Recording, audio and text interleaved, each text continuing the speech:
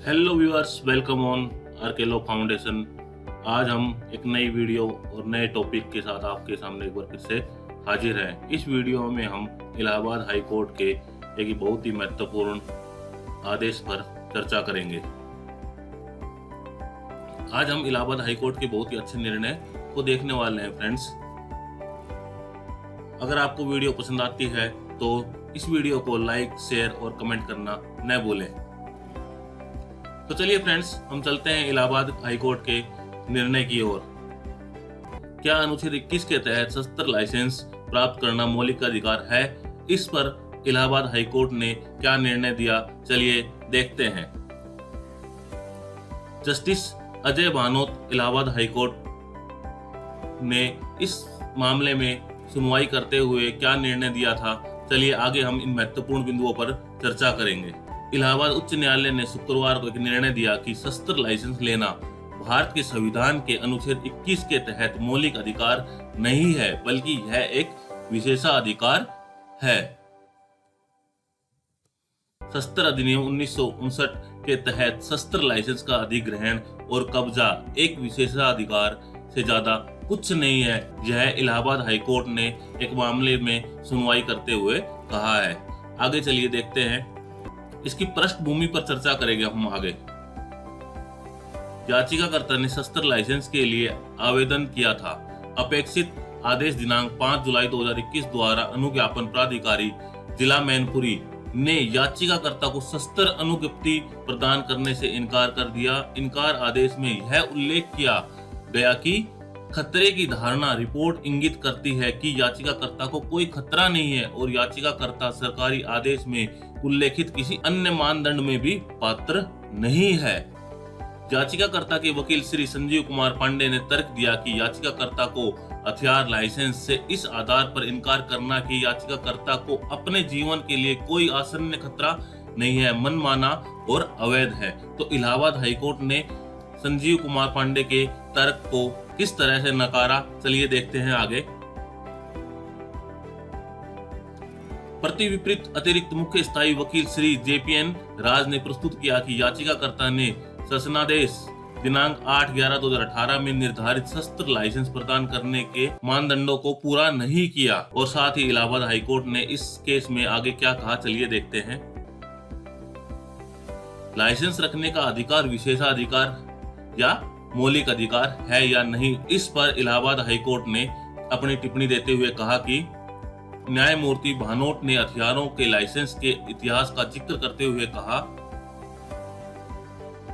आधुनिक भारत में हथियारों के स्वामित्व के नियमन का एक चेकर इतिहास है। ब्रिटिश भारत में हथियार कानूनों ने हथियारों के स्वामित्व को एक चुनिंदा अभिजात वर्ग तक ही सीमित कर दिया।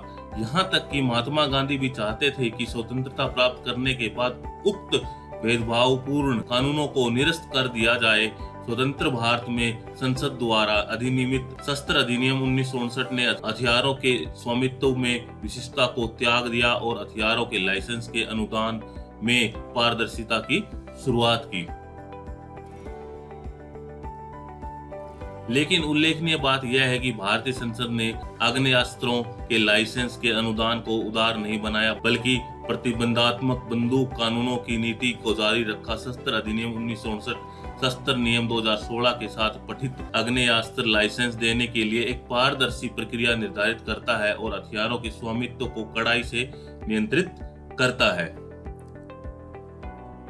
कोर्ट ने कैलाशनाथ और 7 अन्य बनाम यूपी राज्य और अन्य पूर्ण पीठ के फैसले को संदर्भित किया, जहां 5 न्यायाधीशों की पीठ ने माना कि शस्त्र अधिनियम 1959 के तहत आग्नेयास्त्र का अधिग्रहण और कब्जा एक विशेषाधिकार से ज्यादा कुछ नहीं है, और इस तरह के मानने से इनकार कर दिया कि शस्त्र लाइसेंस पाना भारत के संविधान के अनुच्छेद 21 में सुरक्षित है।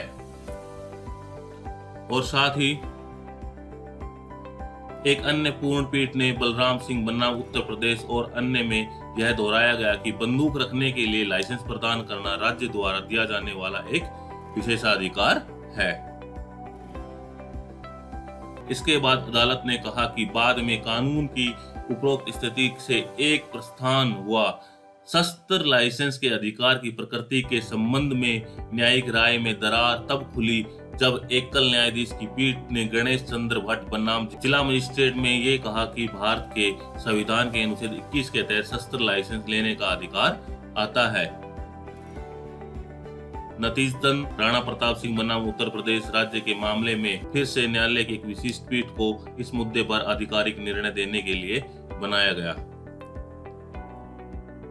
राणा प्रताप सिंह में न्यायालय की 5 न्यायाधीशों की पूर्ण पीठ ने अनिवार्य रूप से कैलाशनाथ में हाई कोर्ट की राय की पुष्टि की और कहा कि शस्त्र लाइसेंस केवल एक विशेषाधिकार है और शस्त्र लाइसेंस लेने का अधिकार भारत के संविधान के अनुच्छेद 21 के दायरे में नहीं आता। जैसे कि उपरोक्त को देखते हुए न्यायालय ने निष्कर्ष निकाला कि भारत के संविधान के अनुच्छेद 21 के तहत शस्त्र लाइसेंस रखने या हासिल करने का कोई मौलिक अधिकार नहीं है। मामले के गुण।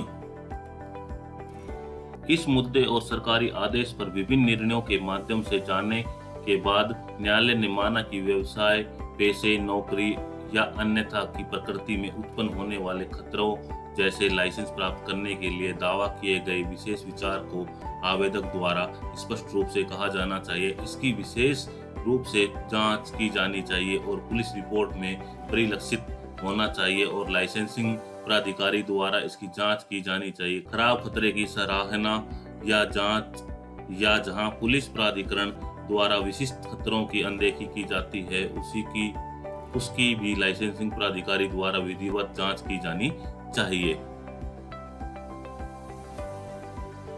कोर्ट ने माना कि मामले के तथ्यों में लाइसेंसिंग अथॉरिटी द्वारा पारित आदेश उचित है। लाइसेंसिंग प्राप्त करने के लिए कोई विशेष आवश्यकता नहीं थी जिसका दावा किया गया था। कोर्ट ने यह भी कहा कि एक बिंदु पर ध्यान देने की जरूरत है कि याचिकाकर्ता ने रिट याचिका में दलील दी कि वह एक अनाज व्यापारी है और उसने अपना आवेदन पत्र संलग्न किया है। हालांकि उक्त आवेदन पत्र में व्यवसाय से संबंधित कॉलम को खाली छोड़ दिया गया है।